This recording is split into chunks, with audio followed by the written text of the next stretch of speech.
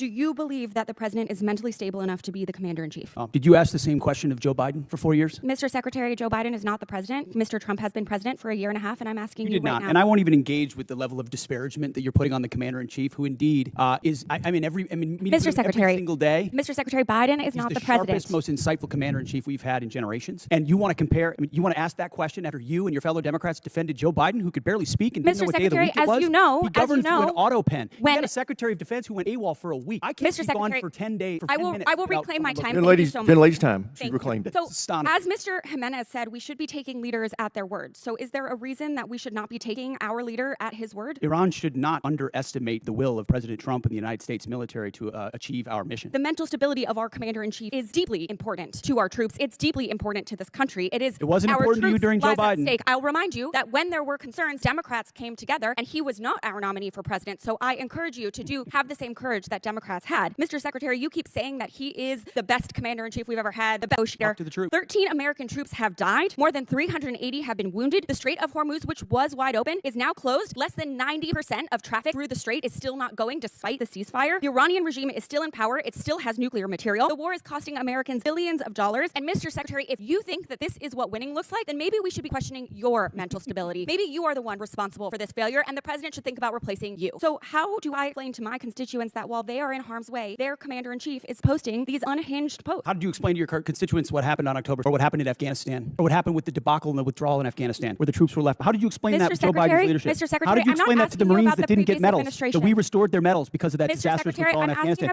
Did you explain that to your constituents when Joe Biden was asleep at the wheel and he had an AWOL Secretary of Defense? How about this next post? How can I explain this next post to my constituents? I'm Jewish, so this doesn't really bother me, but my understanding is that this is quite offensive to many Christians. So how do you explain this post? I'm not here to explain posts. We have an incredible commander-in-chief who Mr. puts our troops first. I'm here for a budget hearing about our troops. This is a historic budget that's giving us a chance. When the commander-in-chief communicates in ways that appear unpredictable, it creates uncertainty, not just for the public, but for service members and their families who depend on clear, steady leadership.